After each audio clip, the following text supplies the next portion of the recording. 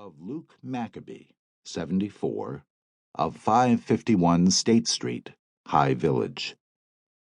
Ellery did not recall the name, but there was a one-column cut of the dead man's house, and he thought he recognized it. It was a very large, porched, peaked, gabled, and turreted building, painted the inescapable Victorian dirty tan. It was fancy with wooden embroidery and stained glass fanlights, and it drooped against the dreary earth on which it had stood for 6 or 7 decades. State Street, which is the northeast spoke leading from the square's hub, is the broadest thoroughfare in town, and for several blocks it is stately and beautiful. But farther up, it goes seedy. This was the fashionable residential district of Wrightsville around the turn of the century, before the old families moved up to the hill. Now the down-at-the-heel mansions are populated by the lower middle class. Some of them are rooming houses. Porches sag everywhere. Latticework is broken-toothed. Walks are cracked and hairy.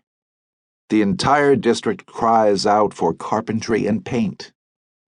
If the Maccabee house was the one Ellery recalled, it stood on the corner of State and Upper Foaming, and it was the largest house, and it cried out in the loudest tones of any house in the neighborhood.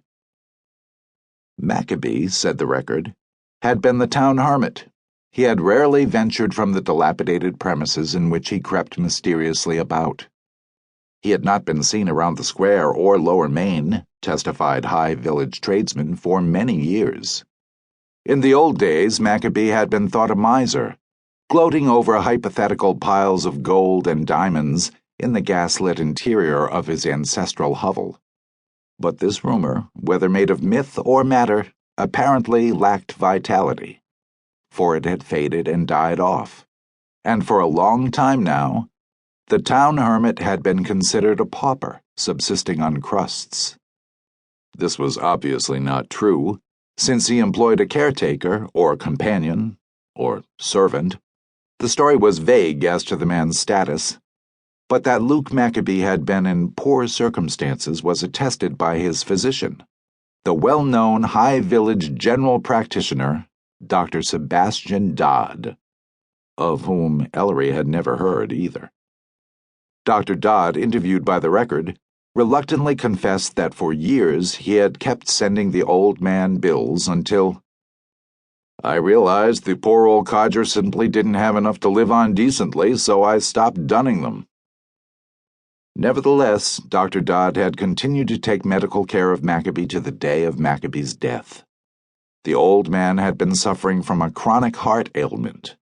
To relieve his attacks, Dr. Dodd had given him certain tablets. So far as was known, Luke Maccabee was the last of his line. His wife had died in 1909, and they had no issue, according to the record. He left behind only the questionable memories of his caretaker, companion servant, Harry Teufel. Teufel had cared for Maccabee for 15 years. He was an old man himself, another of the town characters, it seemed, for he was known as the town philosopher. Even better, Teufel was often seen at Gus Olson's roadside tavern on Route 16 in the company of Tom Anderson and Nicole Jacquard. At the encounter with Tom Anderson, Ellery warmed. Here at last was an old acquaintance, he who was known to Wrightsville not unaffectionately as the town drunk or the town beggar. Nicole Jacquard eluded him for a moment. Unless, by gar, back in 40 or 41, Ellery had been told of a low-village French-Canadian, in Wrightsville, Canuck, family named Jacquard, the heads of which had specialized in the production of children. Hadn't there been something about another set of triplets?